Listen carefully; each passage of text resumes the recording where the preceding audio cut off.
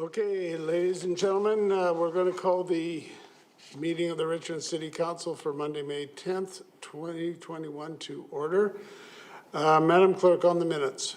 Thank you, Your Worship. If there can be a motion to adopt the minutes of the regular council meeting held on April 26, 2021, and receive for information the Metro Vancouver Board in Brief dated April 30th. So moved. All right, that's moved and seconded. Councillor McPhail. Thank you, Your Worship. I had a question on the Metro Board in Brief on our council page 44 under E4.2, the Recycling Depot Funding Strategy that was just approved. I read with interest that municipalities that fund municipal recycling depots would receive an annual garbage tipping fee credit, and just was wondering if staff could speak to that. Sounds really good for us. Well, I can speak to it to a certain extent. For a number of years, they've been working on, first of all, getting some Metro Vancouver recycling facilities. Excuse me. And the Metro Vancouver is going to operate them. And then there's other cities like Burnaby, Richmond, and some of the others. We've been operating our own for years. And so it didn't seem reasonable that this financial largesse should be given by way of services be given to some cities and no recognition of the fact that some cities are paying their own freight. So that's where it came from. And so that we'll see that any credit or whatever that'll come in next year's budget then? Through Your Worship to Councillor McPhail, yes, the credit that the city will be receiving will be we'll receive about half of what we'll expect in the long term, and starting in 2022. So in 2022, we're expecting that to be about $250,000. And as the new transfer stations with the depots come online and those costs get reflected in the tipping fee, we expect to see a rebate of nearly $500,000 a year coming back to the city to help operate our recycling depot. Wow, that's really good news. All right, thanks so much. Look forward to seeing more on that. Councillor McNulty. Yeah, thank you, Worship. Yes, that is good news. I'm glad Councillor McPhail brought it up. I just have a question with regard to, you, Councillor Steves, can answer, with the 2020 Regional Industrial Lands Inventory. Metro Vancouver keeps talking about the erosion of industrial lands posing a threat. Where is the greatest erosion coming from, since Richmond has about 80% of the industrial lands? What other part of the lower mainland is the erosion coming from? That's never ever brought out, and I just wondered if there is statistics on that.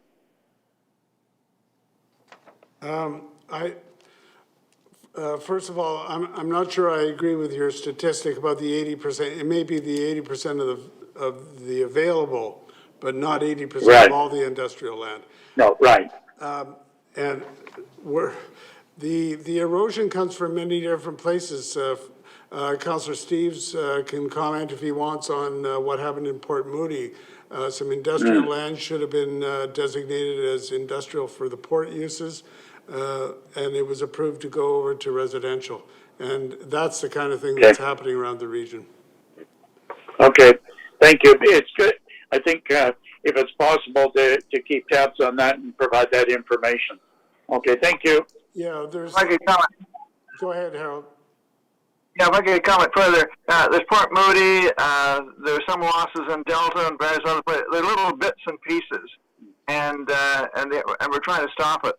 But the other part of the industrial plan is to actually redevelop the industrial lands we've got to try and add an extra story, find ways of increasing the industrial use of the existing properties.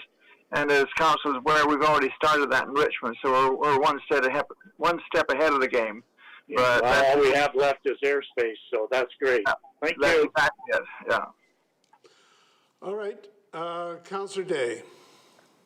Thank you very much. Just a quick question. Are they looking at the cumulative effects of these little bits that are being taken, Councillor Steve? Yes. Yeah, that's the whole purpose of the new plan, is to stop losing those little bits.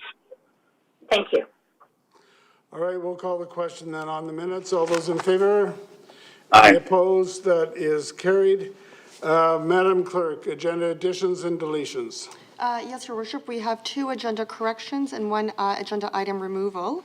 The first agenda correction is for item 7. This is for Steveston Outdoor Pool, and the proposed recommendation that is noted on the agenda has been updated, and the proposed recommendation reads as follows, and this is in a memo that was sent to council. The motion reads as follows, that a hybrid model for 2021 based on options 3 and 4, as detailed in attachments 3 and 4 of the memo titled Response to Referral, Proposed 2021 Operating Hours for Steveston Outdoor Pool from the Manager of Aquatic and Arena Services, with the following modifications. Number 1, Kego Swim Club have evening swim times of 5 p.m. to 10 p.m., Monday to Friday, and retain their 10-hour combined weekday morning swim times from July 2nd, 2021 to September 6th. And number 2, that the 5 p.m. to 5:30 p.m. weekday public time slot totaling 2.5 weekly hours from July 2nd to September 6th, as outlined in option 4, to be removed and be added to the weekday morning length swim times to ensure length swimming 5 mornings per week, be approved for the operation of Steveston Outdoor Pool for the summer of 2021, and that the source of funding be from the Council Community Initiatives Fund in the amount of $19,245. The second agenda correction, Mayor Brody, is in the bylaws section, and it is the first bylaw number has been noted incorrectly. It should be 10161 on the agenda, and the second bylaw should be noted as 10215. And a further amendment to the agenda is on page CNCL4. This is for item 9, and this is the options for Imperial Landing. The additional recommendation noted on the agenda has been removed. All right, so just to note for council to emphasize, there's for the bylaws, there's just incorrect numbers on the first 2, but the attachments and everything else was the way it should be. Councillor McPhail. Thank you, Your Worship. It's my understanding that we need to amend the consolidated 5-year financial plan for number 7 as well.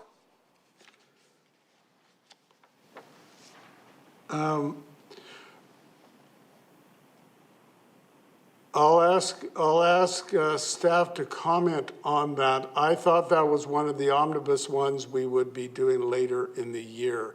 But Jerry Chong or Serena, can you comment on that? I can. Thank you, Mayor Brody. Yes, that is correct. That was part of the original staff recommendation in the original report and should be added. I had asked for clerks to have a look at that, but it must have got missed. So it should be added to the And that the 5-year financial plan be amended accordingly after the. And so I don't have. Okay, I see. So we're just adding that right on to the resolution. Yes, that's correct. Okay, so again, I'll just stress, so for the Steveston Pool, we've got the amended wording. Kigus have afternoons 5 to 10, Monday to Friday, and 10 hours combined weekday morning swim times from July 2nd to September 6th, and then 5 p.m. to 5:30 p.m. weekday public time slot totaling 2.5 weekly hours from July 2nd to September 6th as be removed and be added to the weekday morning length swimming times to ensure length swimming 5 mornings per week. We've approved the $19,245, the source of that, and the change be made to the 5-year plan. And there was one other aspect of that that's just all of a sudden slipped my mind. Anyway, so if I can have a motion to change the agenda in the ways set out. Okay, moved and seconded. Any discussion on that? All those in favor? Any opposed? That is carried. All right, so that's turning to the Manager of Art Services, Lisa Yock, to present the 2020 Art Services Year in Review video as requested by committee. Thank you, Your Worship. I'm very pleased to introduce this video that presents just a few of the highlights of the Art Services Year in Review for 2020.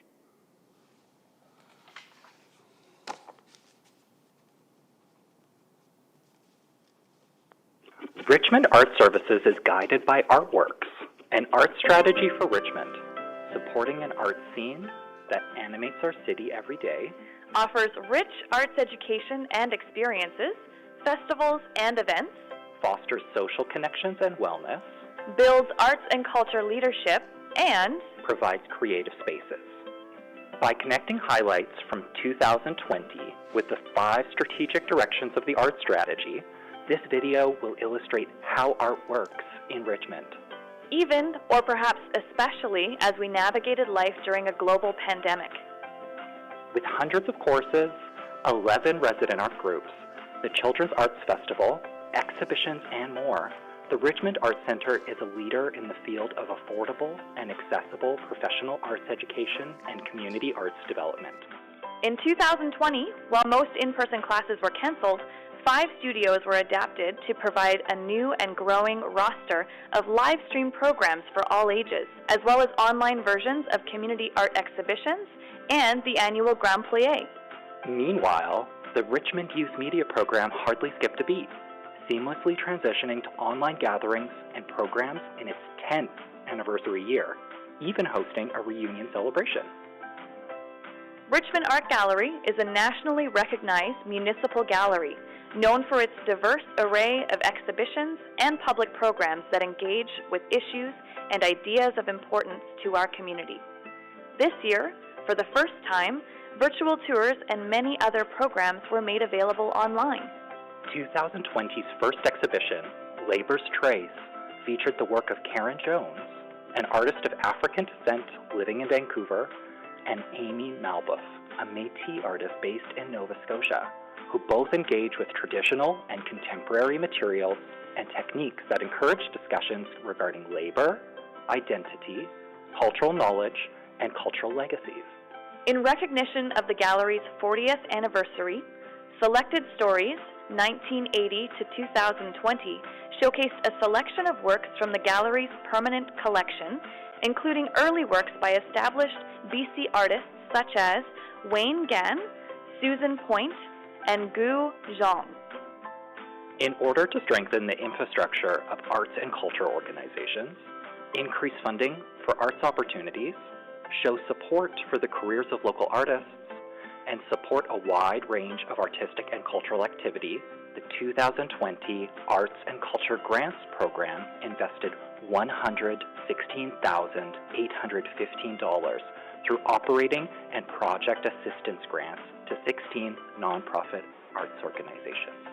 The twice-monthly Arts and Culture e-blast provided nearly 500 artists and organizations with practical news and opportunities for the sector, such as training, artist calls, and COVID relief resources.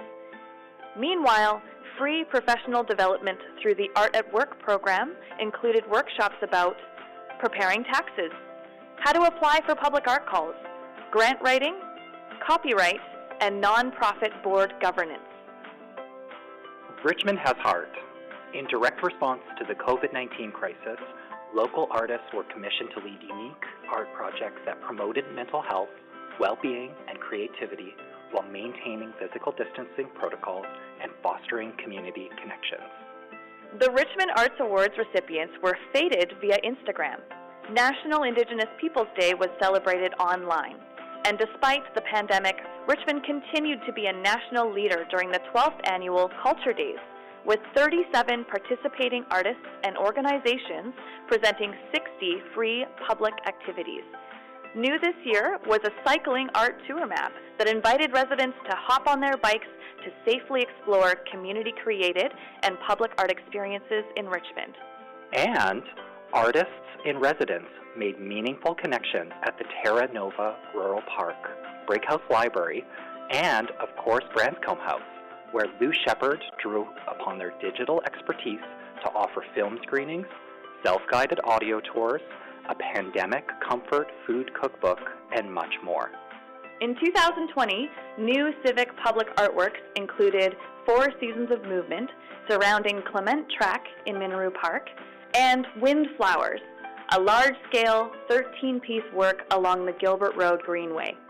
Community public art programs like the Capture Photography Festival on the Canada Line, utility box wraps, and Number 3 Road art columns added vibrancy to Richmond's outdoor spaces while showcasing the work of local artists. Meanwhile, 3 new murals were unveiled at the Thompson and West Richmond Community Centers and Richmond Winter Club. And through the Private Development Public Art Program, Richmond welcomed not 1, but 2 works by one of Canada's most critically acclaimed senior artists, Kathy Falk. The Richmond Art Strategy guides decision-making to empower ideas, people, and resources around a shared vision led by the guiding principles of excellence, Sustainability, creativity, accessibility, inclusivity, community building, and celebration. the arts help us to achieve community goals in economic development, health, and well-being, as we boast a richly diverse and multifaceted community. And they are essential to Richmond's aspiration to be the most appealing, livable, and well-managed community in Canada.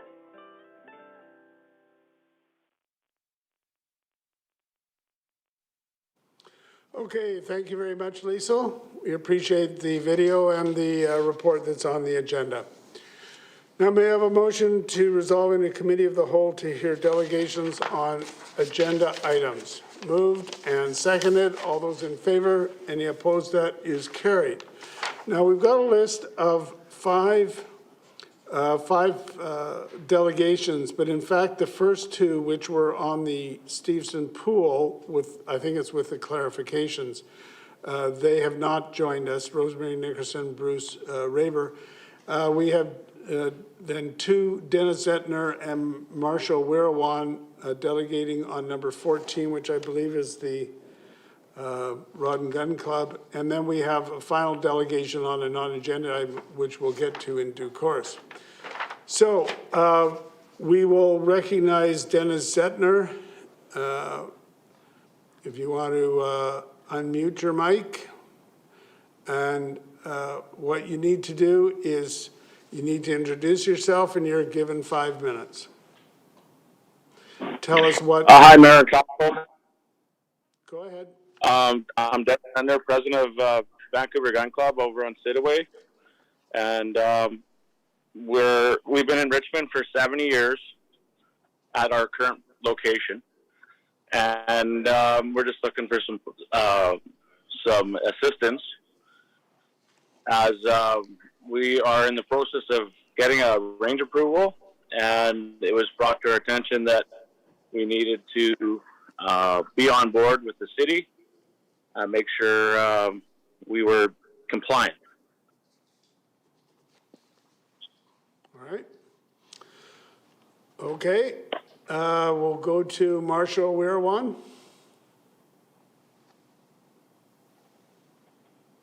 Thank you, Your Worship. I'm Marshall Wirawan. I'm a volunteer with the Vancouver Gun Club. I will be available for any questions that Your Worship or any of the City Council members have. All right. I'm not seeing any questions of either of you, so thank you. We will excuse you. May I have a motion to rise and report? So moved. Moved and seconded. All those in favor, any opposed? That is carried. Brings us to the consent agenda. Now, there's 2 items that have been taken off for the same reason. The first one is the Steveston outdoor pool. We're going to take that off because once we get into the 5-year financial plan and the source of funding, Councillor Howe has a conflict, as he does with the 2020 consolidated financial statements. So aside from that, we've got the receipt of the committee minutes, the Mineral Lakes Renewal Detailed Design Plan and next steps, the options for Imperial Landing and Britannia Shipyards dock operations, Bowling Green Community Activity Center terms of reference for public art, the Art Services Year in Review 2020, the city appointee to the Gateway Theatre Board, Parks Afloat at Gary Point, the application for a permit to allow the discharge of firearms at 7340 Sidaway Road, and finally the land use applications for first reading. And this will go to public hearing June 21st, which is the referral on rental and age restrictions in future development. May I have a motion to adopt those by general consent? Okay, so that's moved and seconded. So, Councillor Wolf. Great, thank you, Your Worship. I'll just be in support of everything on the consent agenda. I'll just briefly touch on a few items that remain on the agenda. So item number 8, that's the Minaroo Lakes Renewal Detailed Design Plan and Next Steps. I'm really pleased to see a number of aspects of that. One more notable one is that we're going to be moving from potable fresh drinking water to fill something that is not used for drinking anymore, to have it filled with rain and storm water. And I think that's one of the big pluses from that, the revamp and the design. I was also pleased to hear in committee when I brought it up about the 3 R's with trees, so the retain, the relocate, and the remove, that a number of them were vine maples, and that our staff will look for opportunities to relocate or to keep some of those vine maples going in the new location. I just planted one a couple weekends ago. It's a great time and a great tree that can handle that. So I hope they do find homes for more of those trees that will be impacted by this project. Item number 9, the Imperial Landing Britannia Shipyard stock operations.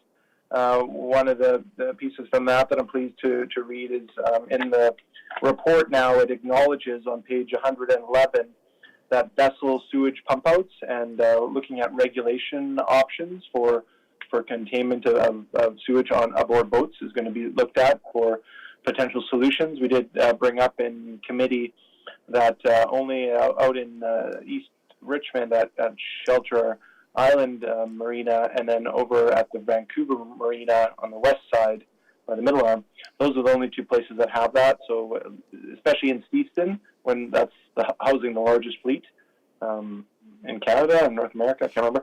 But I think that's definitely a place we need to work with the Steveston Harbour Authority, which Councillor Steves brought up as he's the council liaison for that. Moving on, I was again pleased to see the Art Service year in review for the 2nd time. Reminded me of a number of things that I've taken in this year, and I know there's more murals to be released in the next year and the year after that. I know the one at the Richmond Ice Center is coming along real well, and I saw a flash of those gateway kits. I bought a couple for some youngsters in my life too. The little home theater kits are quite great. And then almost done here, just a couple other short ones.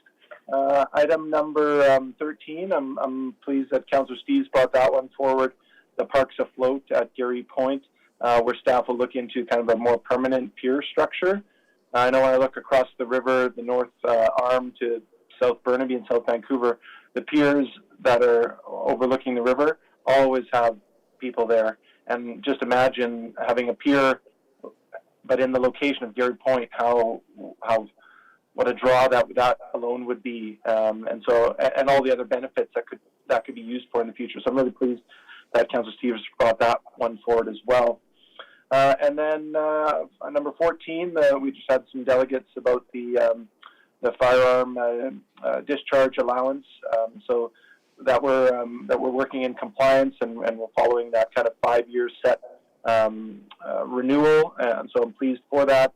And I know there's more staff referrals coming back related to firearm discharge, so it doesn't apply directly to this one. But so I'm in approval of the state that this is in right now. And that would be all I wanted to speak to, so thank you very much. Just before we go forward, I just got a note from staff on the issue of the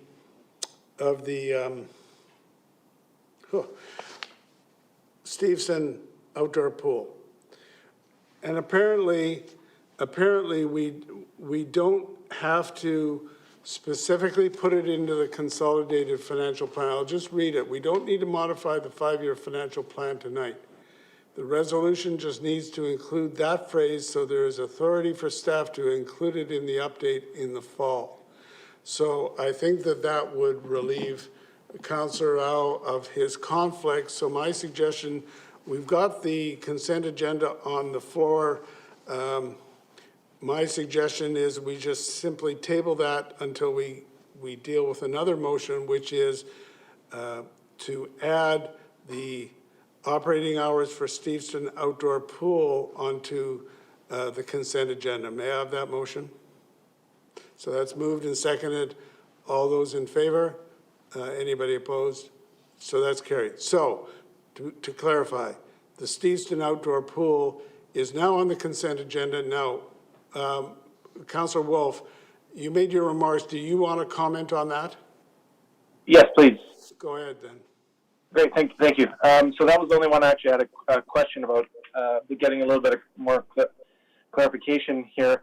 So first off, maybe this doesn't need to be commented on, but I see the use of the word hybrid again. I just want to be assured that the last time this was, there was the phrase hybrid model, and then there was option 4. So this is a new hybrid between 3 and 4.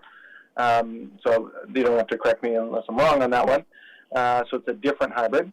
And then just 2 other points here. So let's get an answer. Elizabeth Ayers or Serena, do you want to comment on that? Through the mayor to Councillor Wolf, you are correct. This is a new hybrid combined of options 3 and 4.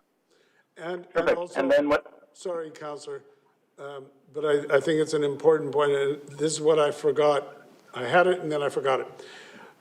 What the proposal for the Steveston Outdoor Pool is that it will go till the end of September as set out in the public memorandum. I just want to make that point. Councillor Wolf, go ahead.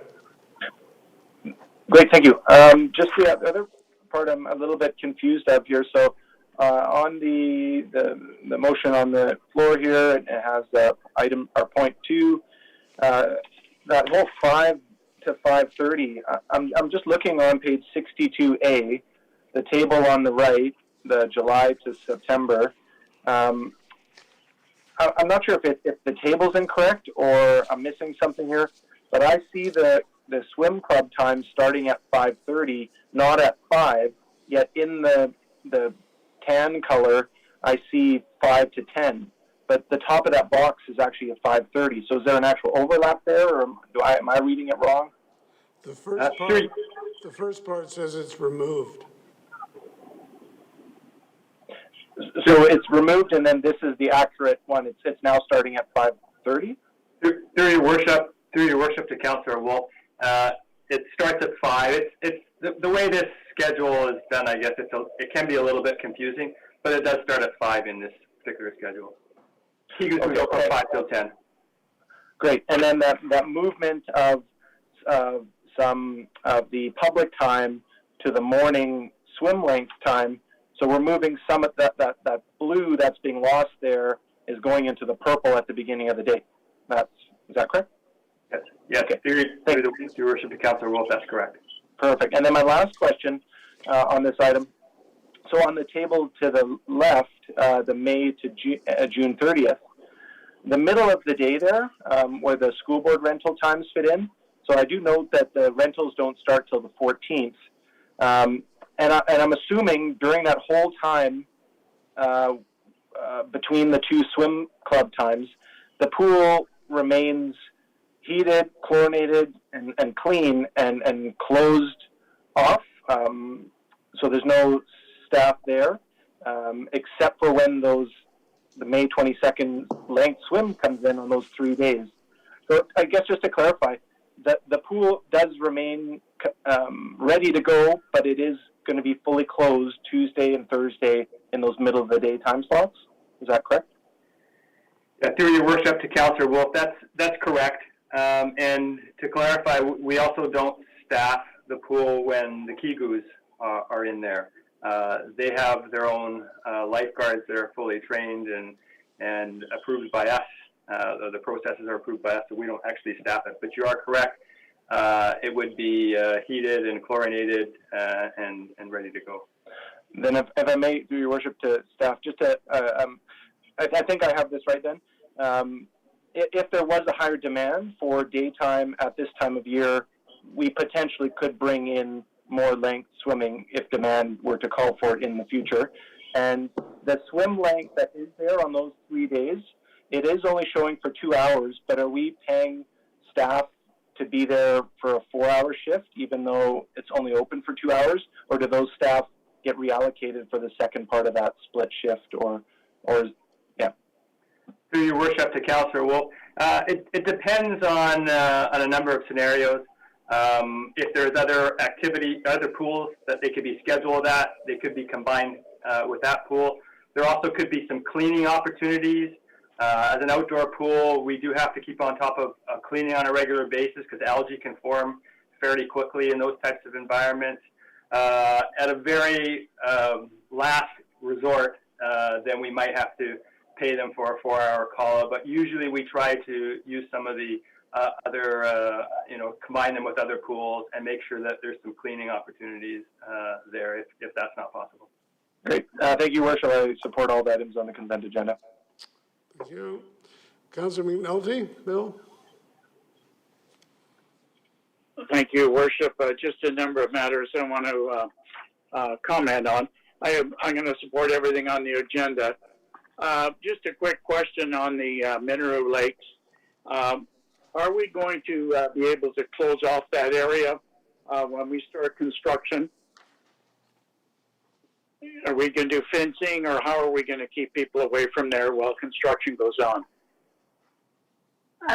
Through your worship to Councillor McNulty, the current plan would be to introduce perimeter construction fencing all the way around the area, but we would also include requirements that the contractor would have to provide at least one north-south and one east-west alternative route, so the public does have access and connection points through the area. Okay, thank you. Hopefully we'll have plenty of signage too to keep people away and divert them while we're doing that, so that's good. Just a comment again, congratulations to our Director of Arts and the committee for 2021. I think the video showed everything that we needed of arts being the heart and soul in our community, and the amount of public art that's going on. But more importantly, Your Worship, just to show how blessed we are with our artists and our local artists and those that are resident to Richmond. We are very, very blessed, and hopefully everybody appreciates their work because it's second to none. So congratulations all around in the arts area. Keep up the good work. I'm quite happy with the supporting the discharge of arms at Sitaway. That group has been very, very cooperative.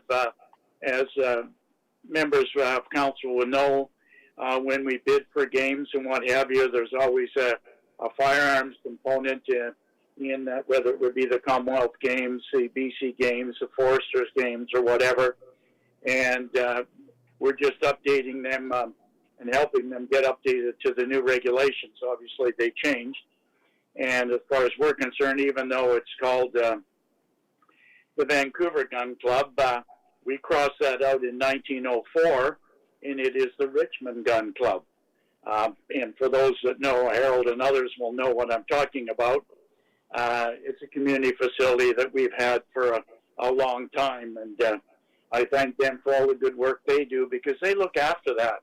We don't pay anything to look after that. They look after the environmental aspect of the discharge of firearms, and at no cost to the city. So they do a great job, and I'm very happy to support them on that. The other one I wanted to, item number 16 that's on the consent agenda, and I had a quick question of staff on it, is regarding the rental and age restrictions and future development of various buildings within the community. And we talked about age and about the ability to rent, and hopefully it'll boost our rental area. What about pets?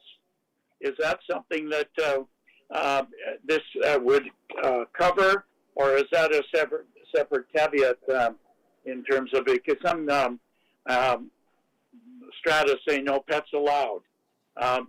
And what do they mean by pets? Do they mean a bird? Do they mean a cat, a dog, goldfish? What, does this include pets? Or can it include pets? Or is there an issue? Through your worship to Councillor McNulty, the policy before you tonight only deals with age and rental. It does not deal with pets in any shape or form. Okay, well, that may come up sometime. I'm not sure. And the last item, and I was glad I was able to broker a deal, if you wish, with the Kigus getting the maximum time that they need to train the youngsters. I'm a big supporter of the Kigus Swim Club, not only as a donor, but offer a number of awards to them.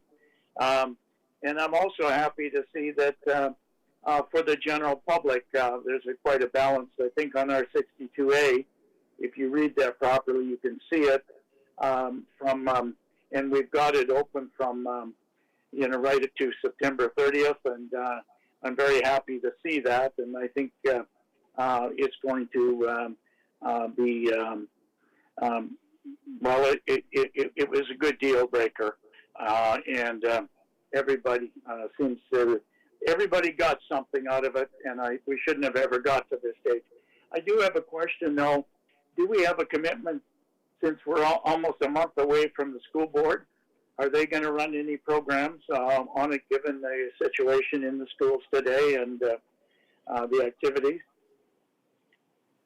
Through your worship to Councillor McNulty, we don't have a commitment from them yet. We're still in discussions with the schools.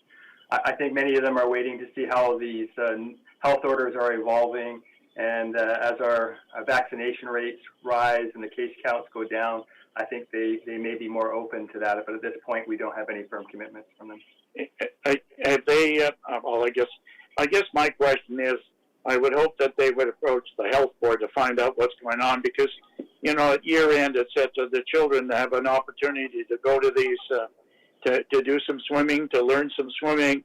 Every child should learn how to swim in Richmond, and, I hate to see them be deprived of anything on it, even if they go in small groups. So hopefully we will see a bit of change on that. So, Your Worship, I'll be supporting everything that's on the agenda. Thank you. Okay, thanks. Councillor Steves. Oh, thank you. I'm just going to comment on a couple of the items on the agenda. First, the Imperial Landing and Britannia Shipyard docks. I'm really pleased that the Britannia Heritage Shipyard Society came forward and offered to operate the Britannia and Imperial docks. There's a long history of not doing anything that I want to refer to. We actually approved a report called the Cornerstone Report on the Britannia that was written in 1998, actually, but it took this until 2002 to adopt it. And the two most important things we adopted in it was, A, to charge admission to bring some revenue in and bring more tourist boats into Steveston, and B, to hire a shipwright to do repairs of our own boats, like the Steveston's most important rum runner, the Fleetwood, and even assist in repairing any wooden boats that might be of historical boats that come into the harbor. We didn't do either, and now at least we're getting to do the first one, which is to get the docks going and start bringing some revenue in. I'm really pleased that we've got a good team. They've set up a committee to operate the docks, and they'd be looking at setting up, hiring a wharfing or a person that would run the docks and help bring the tourist boats in. I'm hoping that I think Port Townsend may be open this year. We've got a Port Townsend every summer to encourage people to come, but weren't able to tell them that we had any place for them to come to. So I'm hoping that if Port Townsend has an event this fall, we'll have a delegation go down and invite them to come to Steveston, because literally there's about 10,000 boaters go to Port Townsend every year for their wooden boat festival, and most of them like to float their boats all the way up through the inside passage up to the Queen Charlotte Islands, even up to Alaska. But they pass us by because we've got no moorage for them, and they don't know that we've got anything to offer them. So I think we're finally getting the show on the road, and I'm really pleased to see that. I'm hoping we'll also do the second part of the Cornerstone Report right away, and that's to hire our shipwright, because we've had volunteers there for years that didn't know what they were doing, and we could have saved the Fleetwood and the Starliner and other vessels there from millions of dollars of damage, because they were pristine vessels when we acquired them. And so we really need to that second part or cornerstone as well. And I think the two of them go together. Now, the second thing I want to comment on is the parks afloat. It's right in the report that if we want people to go out fishing off of a dock, we've got to build a pier. And that was really the intent of my referral in the first place. When we had the Cairo Maru in a few years ago, we put in a temporary gangplank down to the floats, and we left the floats there for the rest of the summer after the ship was in. And it was one of the most fantastic and well-used fishing piers anywhere. And people were down there in the dozens fishing off that float. And then we brought the floats back into the harbor and took the gangplanks away that went down to the float, and we set them up at Imperial Landing. What we need is a full-time gangplank, so you're not moving that part back, which effectively would be a pier like the one at Number 3 Road, and all year round, the people who like to do fishing in the river could fish off the dock. And then when we brought a tall ship in, we would only need to bring maybe one float or two floats or three floats, depending how big the ship was or how many the ships were. We wouldn't have to bring all four floats in and the gangplanks and everything else, which was costing us about $80,000. So the saving will be made on a permanent pier that we won't have to set up every time there's an event. Second to that, item number 2, because we've had COVID, there's very, very little action anywhere in the world of tall ships to sail. And I think that most of the tall ships around the world will be looking at going someplace in 2022. And I think we should get our R in and get out of the COVID doldrums and try and bring some ships in, 1, 2, or 3, whatever we can get. But even one major ship would be great for 2022. Now, none of the ships may be sailing by then, but I think now is the time to find out and see if they are. And I'm thinking again of the Japanese ships, the Cairo Maru and the Nippon Maru, the Mexican ship that comes up here every once in a while. And at one time, the U.S. Eagle was going to come around this coast. So I think we should be inviting some of those major vessels. You don't need to have an entire fleet if you're able to get one of those huge Class A ships. And I think we probably, even with a Class A ship, we probably would only need to move about a maximum of 2 floats off Imperial Landing. And with a pier there, we'd be able to keep the pleasure craft and the harbor operating out of both Britannia and Imperial Landing, and simply bring a couple of floats up for the ships that come in without shutting Imperial Landing down. That way, when we bring a ship in, we can invite the tourist count to come to Steveston and see the event. So I'm hoping we can get that underway and see what we can come up with for 2022. Thanks.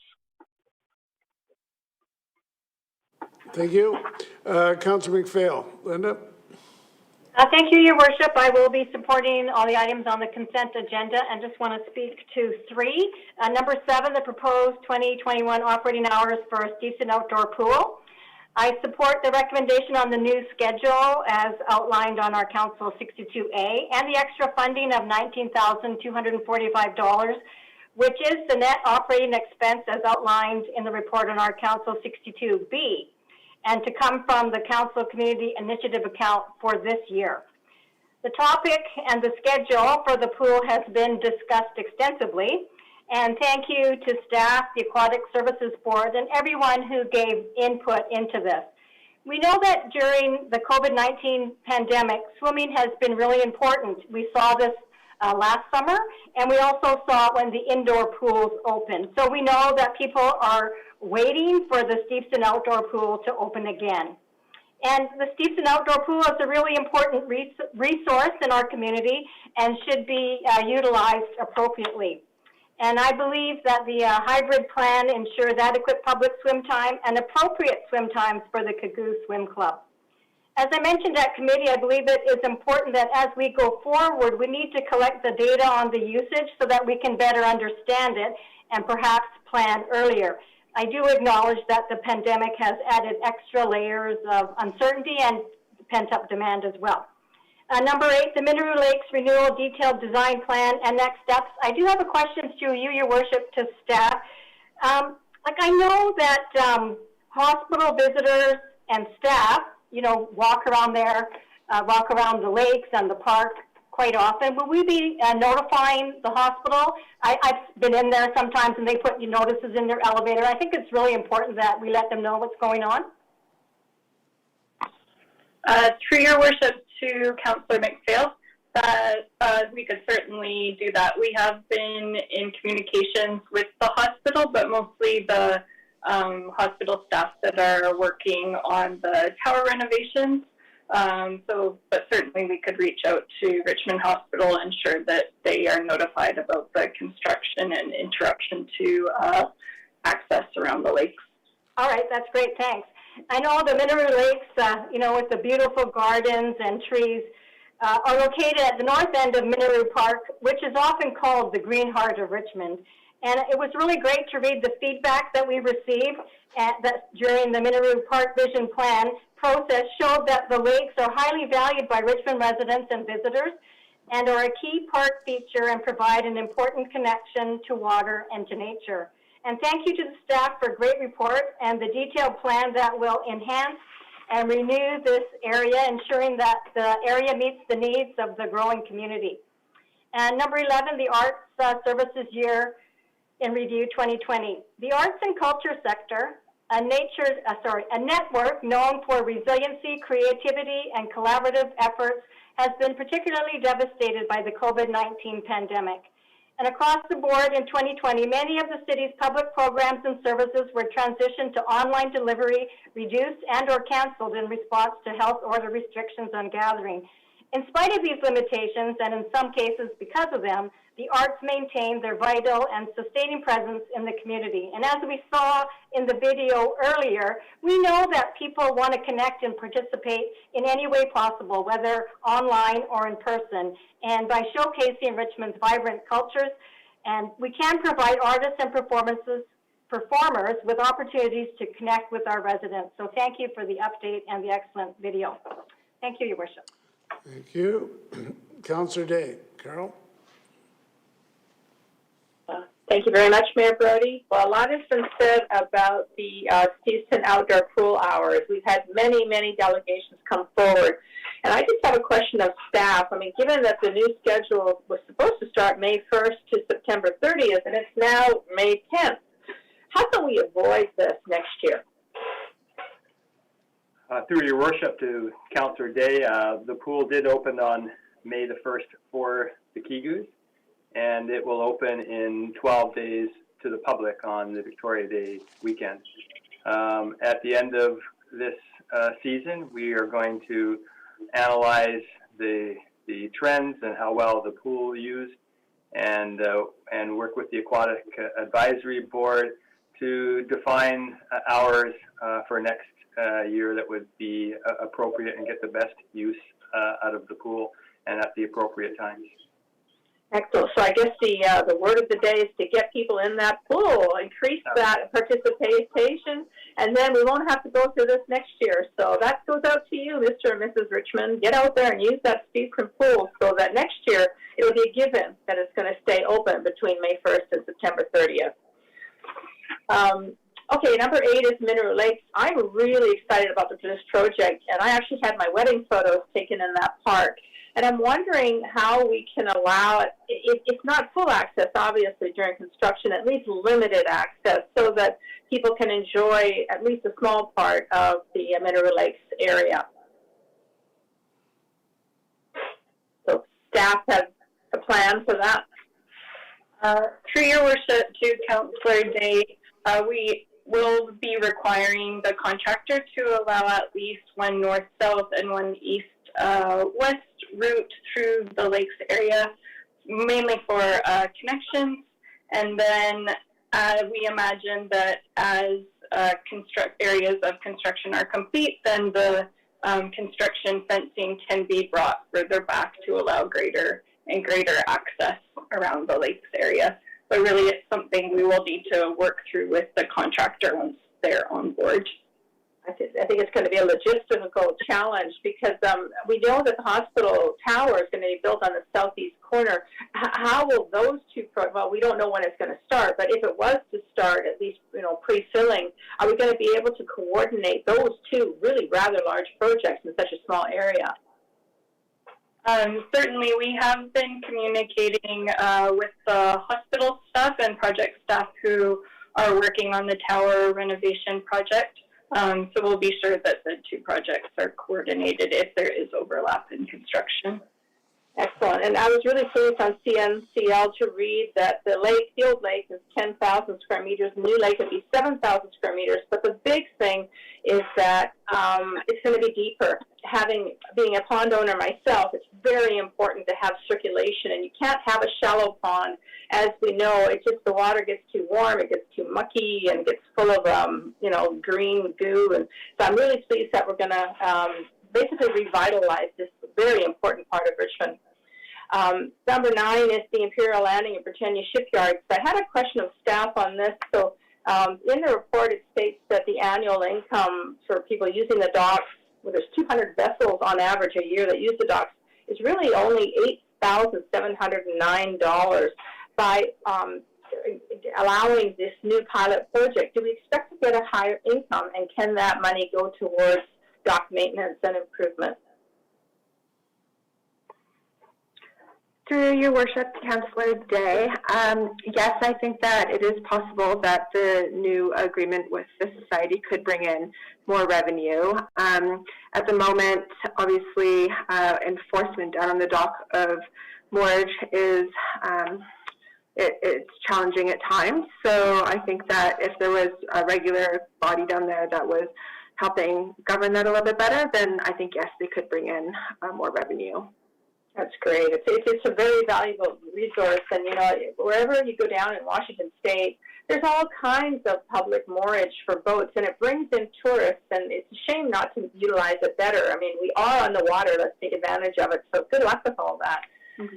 Thank you. Item number 10 is the Bowling Green terms of agreement for public art project. I just want to be clear that we are not approving the Bowling Green. That's already been done. It's just the art project, which is $33,000 for public art on one wall of the new Bowling Green building.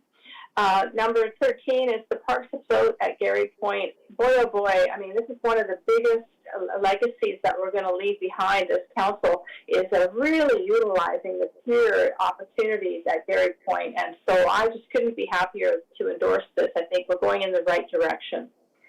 And number 14 is the Rod and Gun Club.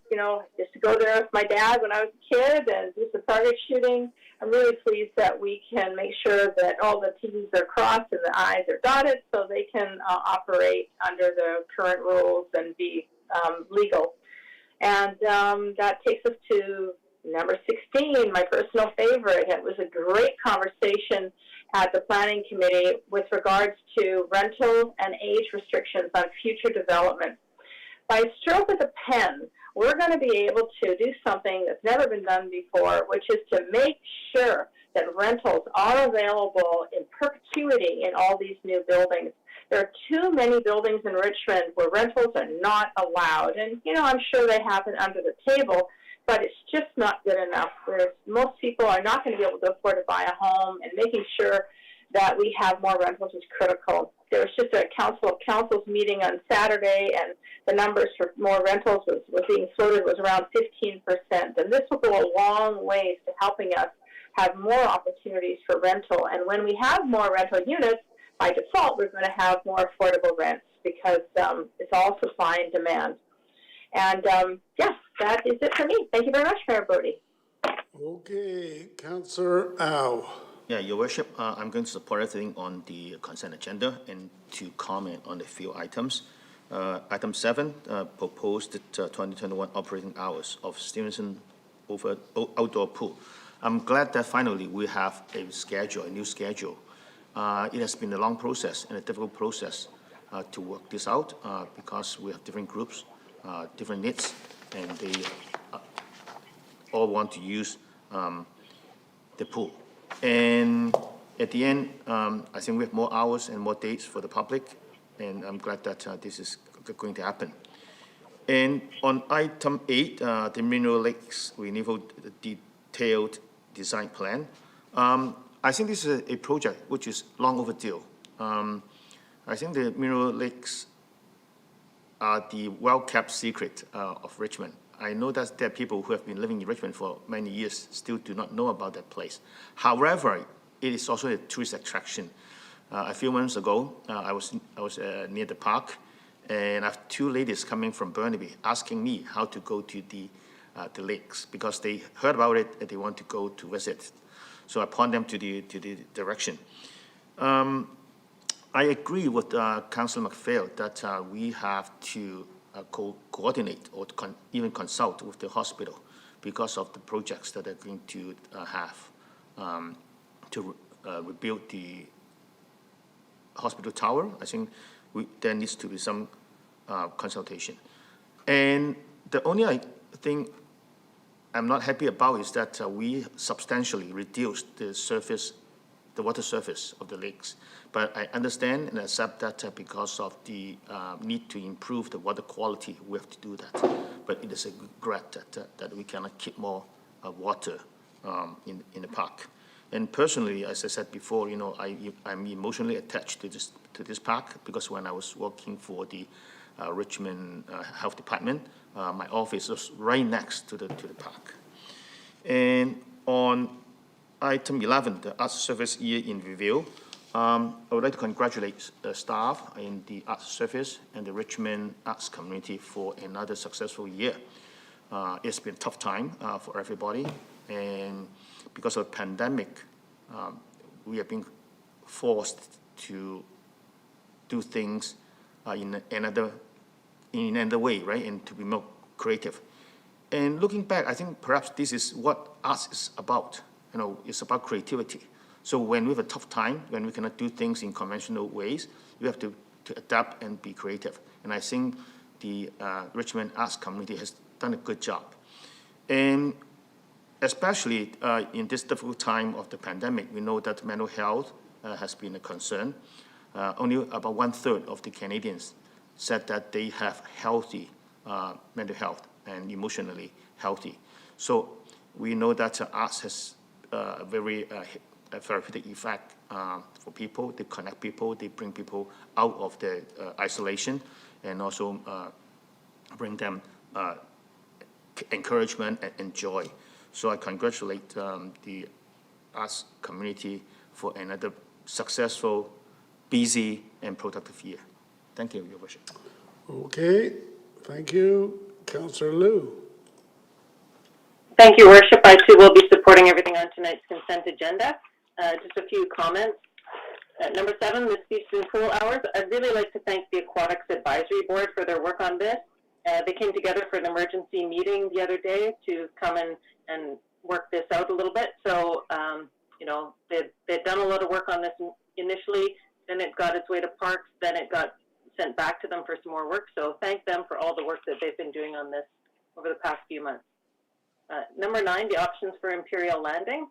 I'd like to thank the Britannia Shipyards National Historic Site Society for your commitment and your work to protect and showcase our maritime heritage, and for this expanded role that we're going to be having you do. I think that this has a lot of value and we're really excited for it. Number 11, the Arts Services in Review. I'd like to congratulate and thank staff and the artists for the Arts Services Year in Review. I understand that the Artist Salon Series was a program that was enjoyed not only by people in Richmond, but because it was able to be online, people from other places in the world were showing up and enjoying this as well. So congratulations for that. I think that this is really important to be able to, that art is not just a local thing, it's an international thing, and to be able to share our art is hugely valuable. Number 16, our rental and age restrictions. Typically when places get redeveloped, rezoned, we give them extra density. We've also been doing a lot of work over the years to specifically ask for family-friendly spaces. So 3 or more bedrooms in some of these new developments. And so what we wanted to make sure is that we weren't preventing stratas, new stratas. So this doesn't mean the old stratas. If you already have this in place, we're not coming after you. It's only to prevent new stratas that we worked hard to, we don't want them to prevent families from renting homes. And so that's the gist of this. We want families to be able to rent homes. We want the new buildings to be built properly with 3 and more bedrooms, and we want families to be able to rent them. And then finally, I'd like to talk just a little bit about the consolidated financial statement. We still had slightly higher. Counselor, that's been taken off the consent agenda. Oh, sorry. Yep. I'll talk about it later then. Okay. All right, so on the consent agenda, and that includes number 7, the Stevenson Pool. I'm going to call the question then. All those in favor? Anybody opposed? So that's carried. And then that brings us to number 15, which are the financial statements. Councillor Au. Yes, Your Worship, I declare a conflict of interest because my son is working as a firefighter for the city. All right, we'll excuse you then, thank you. So this comes out of the Finance Committee recommendations that the staff report titled 2020 Consolidated Financial Statements dated April 16th, 2021 from the Acting Director of Finance be received for information, and that the 2020 City of Richmond Consolidated Financial Statements as presented in attachment 2 be approved, and I would so move. Second. All right, so that's moved in second. I think the report speaks for itself. It's the consolidated financial statements for the entire operation. So with that, I'm not seeing any hands that are up. So I will, Councillor Liu. Thank you. I did just want to make a couple comments on the consolidated financial statements, and that we did have a higher than budgeted surplus this past year. Unfortunately, we did have lowered gaming grants this past year, so some of our revenues were down.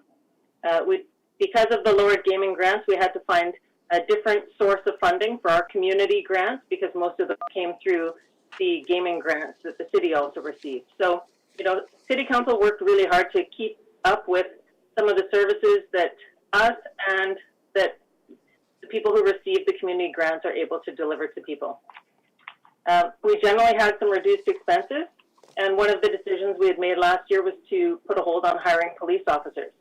And I'm really glad that this year we are hiring those police officers because I think we all think that more police and better policing needs to happen right now in Richmond to be fighting all this criminal activity that's been going on. Now, with our reduced expenses, unfortunately, many of the community services were cut because of the pandemic.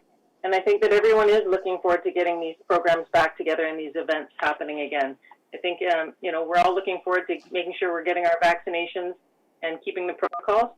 In the meantime, city staff have done a really good job of keeping costs low, keeping the protocols in place, keeping us all safe, and putting all the protocols in place. And so thank you to staff, and thank you to everyone in Richmond for the work you've done and your patience on this.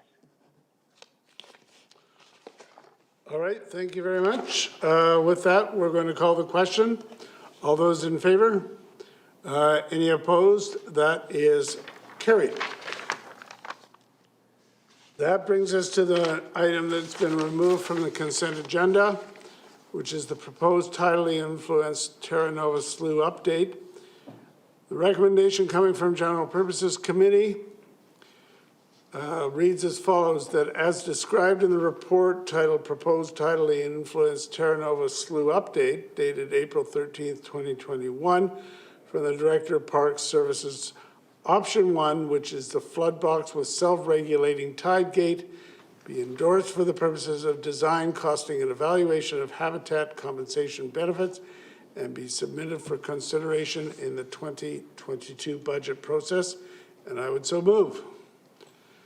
And it's also seconded.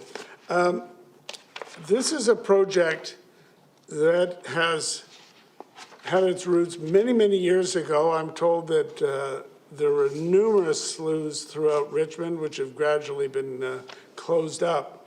But 10 or 15 years ago, the idea came through that we should have a slough and have it tidally influenced and have water coming in and out instead of just groundwater in it up in the Terra Nova area. So we have consultants, they took a look at the number of different concepts, they came up with 7 different options, and they evaluated them using feasibility criteria such as cost, the flood risk, the habitat and ecological value, park user experience, operations and maintenance, fish passability, and other considerations such as permitting requirements, regulatory approvals, and climate change resilience. So the recommendation of the consultants and staff is that we would use option 1, flood blocks with self-regulating tide gate. So that would make it somewhat tidal. As the tide goes in and out, we'll see that. And how, based on current sea levels, the tide gate would be open 72% of the time. But with climate change in the long run, with sea level is expected to rise by 1 meter by 2100, and so the tide gates will reduce to being open only 34% of the time. But to me, it's the best option, and it's going to give science and research and the environment all kinds of opportunities out there. So I'll be supporting the recommendation. Councillor Wolf. Thank you, Your Worship.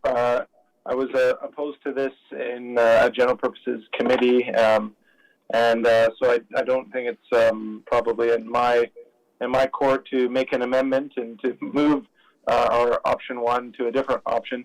But that's the main reason why I was opposed and why I'll be opposed today. I don't think option 1 is our best option, although I support it, and I think there's lots of work we can do instead of or in addition to option 1. I think with the timing of the matter, just today it was announced that the federal government's spending $176 million on permanent fishways in the Fraser River, and we're the place where all of the fish. I think they're releasing 101,000 Chinook salmon fry. They just released a whole bunch today, and when they come down here, this is where they stage their time before they're ready to hit the open ocean.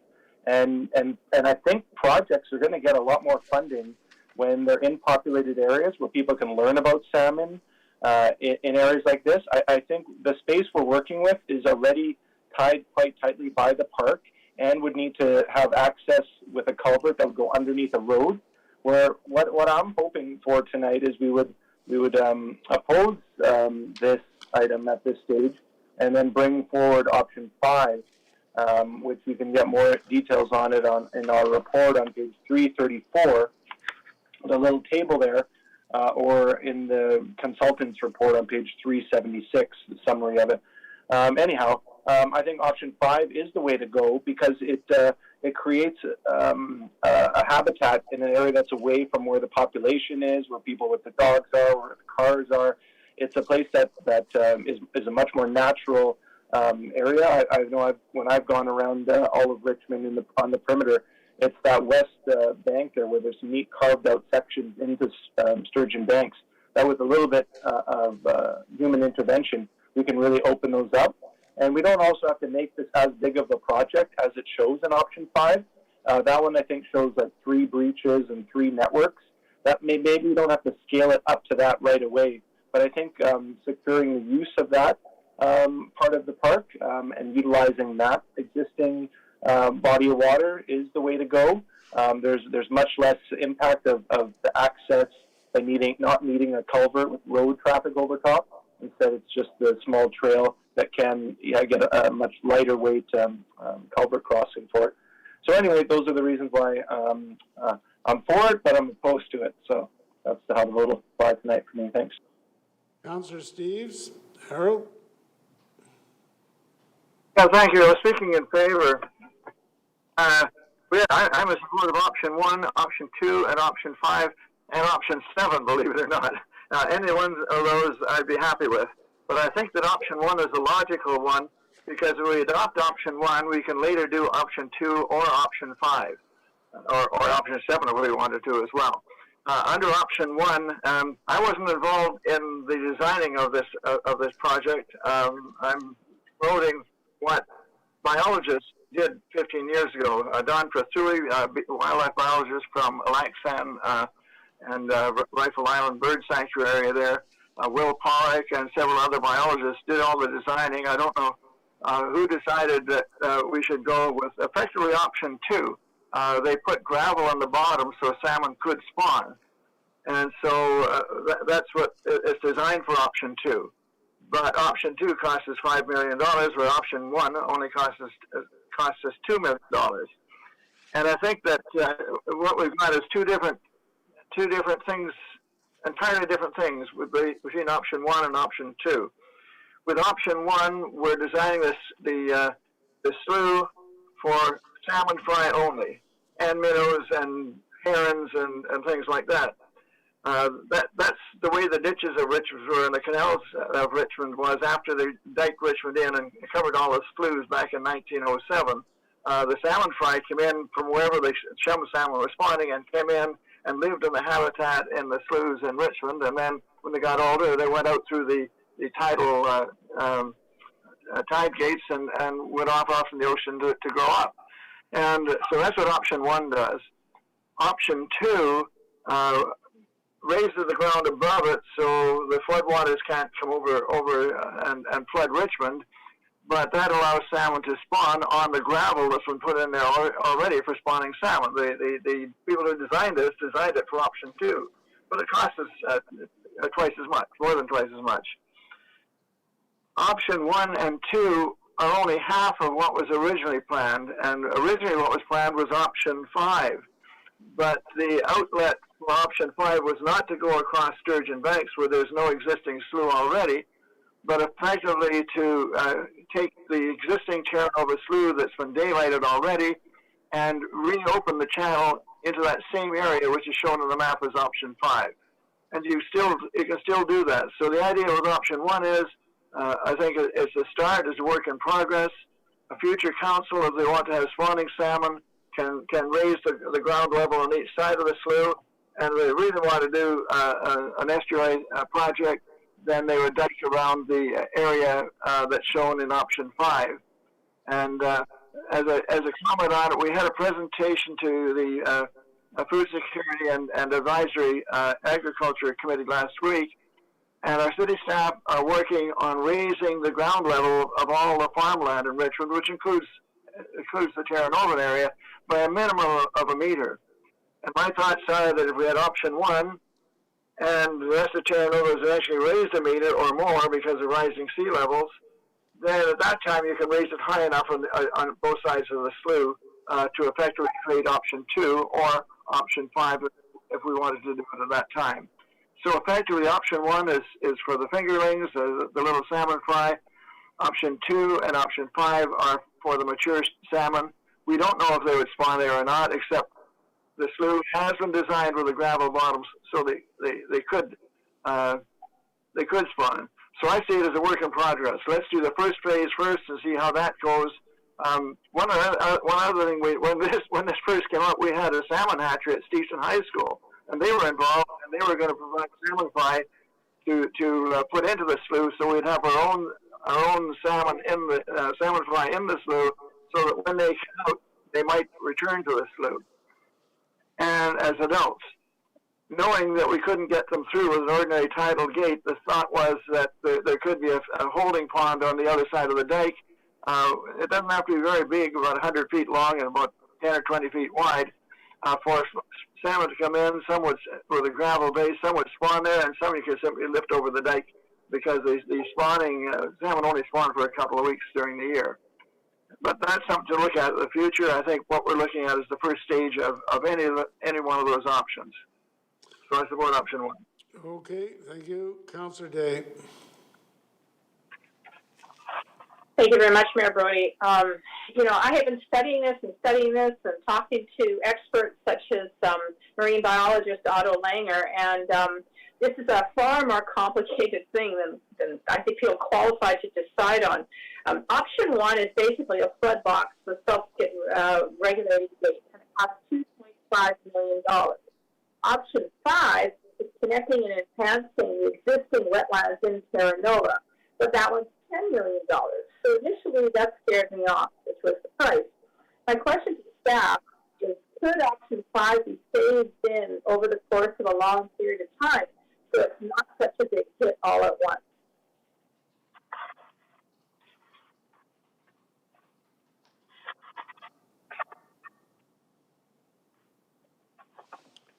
Through the mayor to Council Day, I would have to get back to you on the possibility of phasing. Our consultant team would have to advise us on that.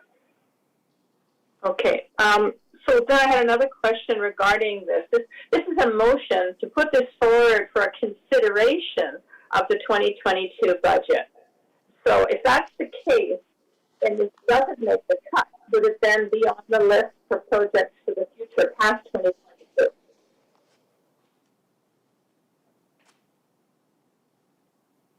Maybe Ivy Wong or Song, somebody could answer that. Why don't you ask your question again? I don't think we could understand what you said. Okay, so this motion is to put this option, option 1, forward for consideration in the 2022 budget. But as we know, not everything makes the budget cut every year.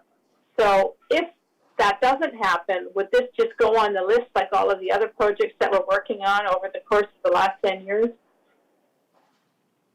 Through your worship to Councillor Day, we always forward things through the budget process and staff will review it and use the ranking process. If it is not recommended, it comes forward to council, and council then we would have discussions to look at other means of advancing it.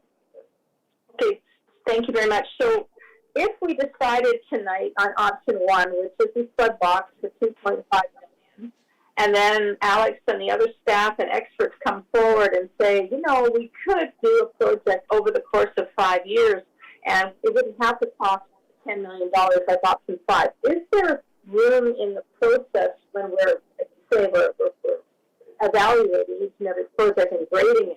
Is there a process, is it possible to be flexible on what project is settled on? Through your worship to Councillor Day, I think it'd be probably more feasible if staff and council would settle on the project and then we recommend the funding. That's usually how it works. But we can be flexible because it is a 5-year plan and we can always amend it if there's changes required. All right, given that staff, Alex said that he would have to come back after consulting with the experts to see if option 5 could be brought in say, over 5 years instead of in 1 year. Maybe our best option is to table this tonight and get a little more information, because there is conflicting concerns from different entities. And I think everyone's right. Let's do it all. You know, I believe that Councillor Steve hit the nail on the head, as I believe he said that options 1, 2, 5, and 7 are all good. So given that we don't have 100% certainty, I'd like to move that we table this for tonight, get a little more information, and then vote on this in coming weeks. No, don't table it. If you want to refer it back, refer it back. Take this word tabling out of your lexicon. Got it. Refer it back. So you want to refer it back. That's the motion? Yeah. Okay, is it seconded? All right, it's seconded. So we're on the merits of referral. Councillor O, are you on the merits of referral? Okay, is anyone talking about merits of referral? All right, on the question of referral, all those in favor? Those opposed? All right, so that is only supported by Councillor Wolf and Day, so the motion fails. All right, is that it, Councillor Day? All right, Councillor Au. Yes, Your Worship, I support option 1. And again, when I read the report, I realized that there's been a long history about this concept. So I'm amazed that it takes us such a long period of time to come to the present state. Now, when I was talking about this in the committee, I raised a question about the importance of fish passability as a consideration. And personally, I think that should be given more weight in the formula. And I noticed that in option 1, 3, and 4, is also all regarded as moderate fish passability. And 2 and 5 are being rated as excellent. Staff explained to me that the cost is a major factor in the recommendation. But I still want to ask staff, when you make that kind of comparison between moderate and excellent, how big is the difference? Are we talking about day and night, or is only a matter of degree? So, what's the difference between excellent and moderate? Through your worship to Councillor Al, the determination of moderate, excellent, poor was made by KWL and their designers. That said, the ratings would be basically the duration of opening, and also the mechanism by which water and thus fish are allowed to pass in and out of the slough. So an excellent rating would basically be an open culvert, such as in option 2, 4, or 5. So basically, forgive me, not option 4. That was option 2 and 5, where there's an opening, but then there's a dike around it.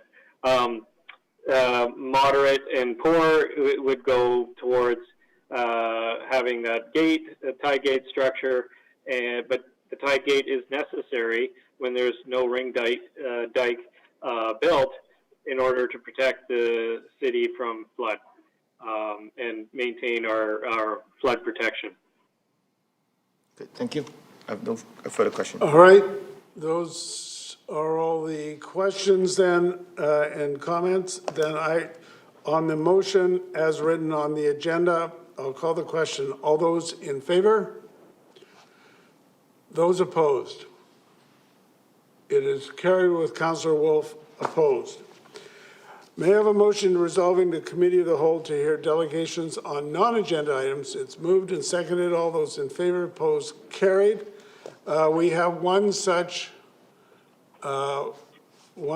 delegation, Raj Singh Tour, on the Komagata Maru. All right.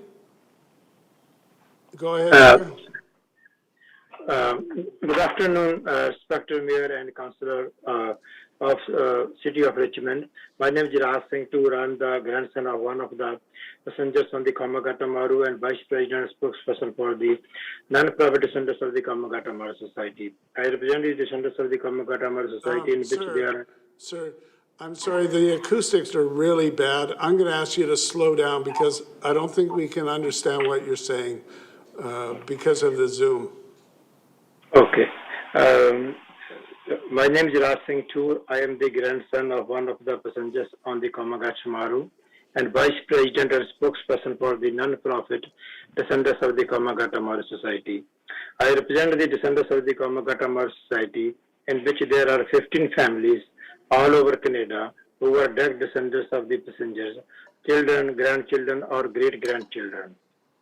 The entire South Asian community support us because we are the one who suffered in losing loved ones and who deeply shared the pain of our parents, grandparents, ejected by Canada in 1914. The Komagata Maru arrived in Vancouver on May 23, 1914, with the 376 passengers. One of the passengers was my grandfather, Baba Puran Singh Jinetpura. The passengers were Sikh, Muslim, and Hindu, and all were British subjects. Their British citizenship made them eligible to enter to Canada. The welcome received by the passengers of the Komagata Maru was a cold refusal by the government. And the ship was not allowed to dock. No food, water, or medication was provided, even though it was the government discriminatory law that prevented the passengers from disembarking. The local South Asian and First Nation community provided the passengers with food, water, and medication. Furthermore, this help was limited because the government restricted the South Asian community from accessing the ship. Often the passengers went for 24 hours without food and water, and sometimes 2 or 3 days or more. Passengers were getting sick. Komagata Maru passengers were starving, thirsty, and sick for the 2 months that the ship was in Vancouver Harbor. The passengers had a very painful hard time. The ship was sent back to India on July 23, 1914, forcefully under the shadow of a military ship without allowing the passengers to disembark. The British were ruling India at that time, and when the Kamakatamaru arrived in India, British troops shot at the passengers. Around 20 were killed on the spot, many were injured, and the rest of them put in jail for a long period of time, including my grandfather. The descendants of the Kamakatamaru Society worked for more than 15 years for apology from the both provincial and federal government. We never asked for any compensation. On a request of the descendants of the Kamakatamaru Society, the BC government apologized in 2008, and the federal government apologized in 2016 for this act of discrimination. On June 10, 2020, at the request of the descendants of the Kamakatamaru Society, the city of Vancouver apologized for its role in the Kamakatamaru incident. The city of Brampton, the City of Council Brampton, Ontario officially opened the Kamakatamaru Park in memory of the Kamakatamaru passenger on June 22, 2019. Even the city is 4,300 kilometers away from the Kamakatamaru incident. On July 8, 2019, in response to a request of the descendants of the Kamakatamaru Society, the City Councillor approved the renaming of a 75A between 120 Street and 121A Street to Kamakatamaru Way. They also approved the installation of storyboard at R. Nicholson Park, explaining the history of the Kamakatamaru in memory of the Kamakatamaru passenger. As a result of my work, the Delta City Council, a motion was passed at the December 14, 2020 council meeting to recognize the injustice suffered by the passengers of the Kamakatamaru. The city installed a Kamakatamaru storyboard in the North Social Hall Plaza so that residents may be better informed of the hardship and struggle that the passengers of the Kamakatamaru endured.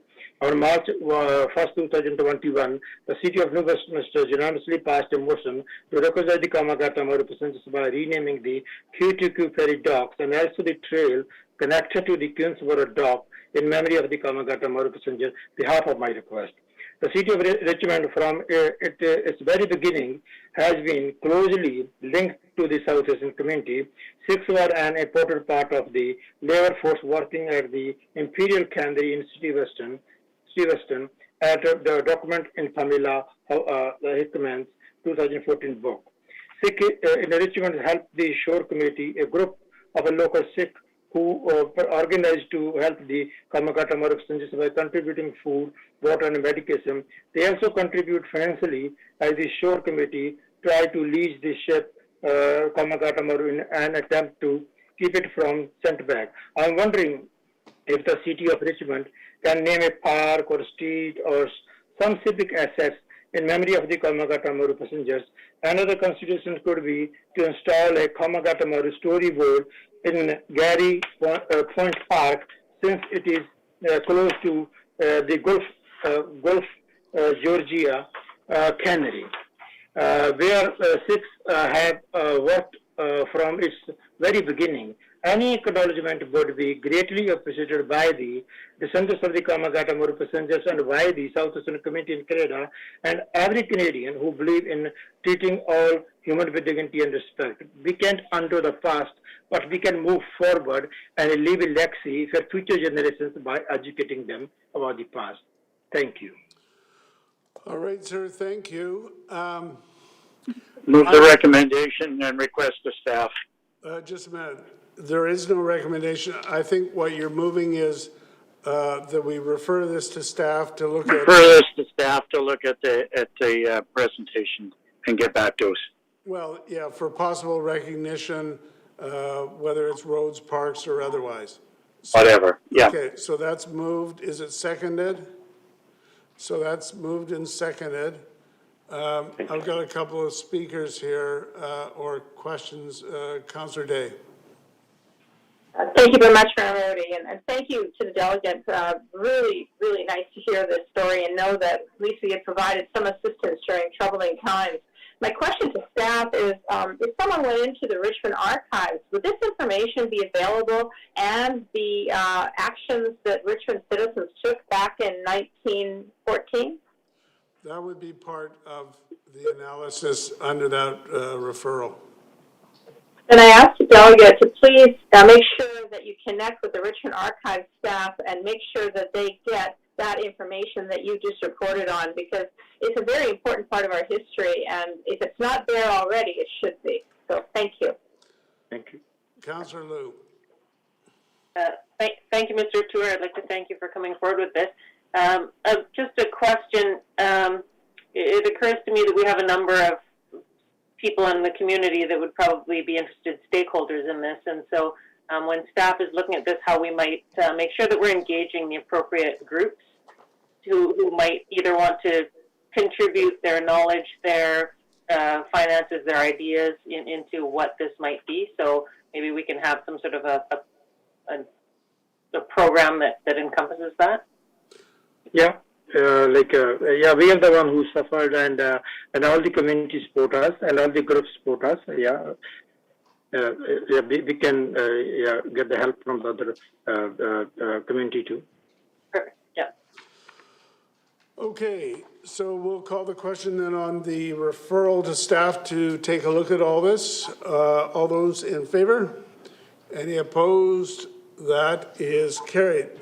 Thank you, sir. So it'll be in the hands of staff, and they'll take a longer look at it. May I have a motion? Thank you, Mr. Mayor. Okay. May I have Thank a motion? May I have a motion to rise and report? Okay. Moved and seconded. All those in favor? Opposed? Carried. That brings us to the public announcements. I've only got a few tonight. First of all, of course, we're in the middle of a by-election. Saturday, May 29th, I just want to remind everybody that that is the date and encourage everyone to take the time to cast a ballot. For the first time, everybody may register to submit their ballot by mail. We're doing this to keep our election as safe as possible in the times of a pandemic. To request a mail ballot package, visit our website at richmond.ca/election services. Or call into City Hall at 604-276-4100. Tomorrow, May 11th, is Census Day, and the National Census provides important information to governments and agencies that is used to plan services and make informed decisions about employment, education, healthcare, market development, and more. The answers that you give are kept strictly confidential. Every household must complete a census of population questionnaire. Farm operators must also complete a census of agriculture questionnaire. So if you want more information on that, go to the federal government website or specifically to census.gc.ca. And lastly, we've got some items on Let's Talk Richmond. There's two main ones. Firstly, the youth strategy, and secondly, the capital projects. So you can share your thoughts on how the city can support the unique needs and priorities of youth by completing the Richmond Youth Strategy Survey. This will build on the successes of Richmond's existing youth services plan and continue to act as an important guide for the city and those who work with youth in our city. Please fill in the survey at letstalkrichmond.ca by May 16th. Secondly, there's the city's virtual capital projects highlights. Now, this is normally a very popular event where they have on display here at City Hall all the capital projects that are being undertaken this year. And this year it's going to be virtual. So learn about the city's ongoing and upcoming capital projects by visiting the online open house with capital project maps, as well as details on citywide projects in transportation, parks, engineering and public works, and more. So you can go to letstalkrichmond.ca until the end of this month, until May 30th. So with that, Madam Clerk, we have the bylaws for adoption with the revised numbers. Thank you, Your Worship. There are 6 bylaws for final adoption with no noted opposition. So that's moved and seconded. Councillor Wolf. Thank you. Through Your Worship, there's just 2 of them that I wasn't present for when they were previously brought forward. So I received the package and just going through them, they were the one on Blundell Road, which I'm not going to comment on. That was the drive-through restaurant in the Fraserlands part of Blundell, so way out east. And then the one I wanted to comment on was the 9. I can't remember if this bylaw number was changed, but it's the one at 90, 91, and 91, 11, number 2 road, the last one on our list on the last page there. My question to staff is, with the changes to the tree protection bylaw that was just approved last month, would have it been any different for this proposal? Because if you go past it now, it's just a big sand pit. However, the back corner of the property, when you're looking at it, the back left, there is a grove of trees that were protected, and I'm thankful that staff worked closely with the developer here around the sloping of the land so that they could actually keep more land at the existing height. So they were able to save 10 trees instead of 7, albeit one tree was injured or something happened to it, and I think it was in that 10 that's been removed, or maybe that's an extra one. Anyway, but looking at the original layout for this property, it was a very heavily treed property, and so many of the large trees, mostly native cedars, were actually along the front or along the property line on the left side. So I'm just curious, with our new protection bylaw, would have there been anything different other than ratios of trees? Thanks. Through your worship to Councillor Wolf, in terms of this project, the assessment was based on the health of the trees. There would be no difference now if this application was to come forward. The trees that are being removed from the property or have been removed from the property were done so as a result of health and condition. Great, and then just to follow up again, thanks to staff for working with that sloping. How did that come about? Is that something that would have been brought up by city staff, or were the developers leading that because they were changing their slope and outdoor amenity space? Like, just who led the change there? Through your worship to Councillor Wolf, in terms of tree retention, I would say in almost all circumstances, it's staff that are leading the retention of the trees. We do have the odd developer who would retain trees of their own volition, but for the most part, it is a staff guidance through that process. With respect to this site, the complicating factor with the trees at the rear of the property is there is an existing sanitary sewer that runs along the rear of the property. Retaining trees within the sewer right-of-way does become a difficult proposition sometimes due to the impact that the roots can have on the city utility. Great. I appreciate guidance on that. Thank you. All right, we'll call the question then on the bylaws. All those in favor? Any opposed? It's carried. Development Permit Panel, Madam Clerk. Thank you, Your Worship. There are 2 recommendations. Recommendation 1, that the minutes of the Development Permit Panel meeting held on April 28th and the Chair's report for the Development Permit Panel meetings held on July 26, 2017, May 13th, 2020 be received for information. And Recommendation 2, that the recommendations of the panel to authorize the issuance of a development permit for the property at 18399 Blundell Road and a development permit for the property at 9091 and 9111 Number 2 Road be endorsed and the permits so issued. So moved. Moved and seconded. Discussion. All those in favor? Any opposed? That is carried. And someone move adjournment. Move adjournment. Okay, we're now adjourned. Thank you.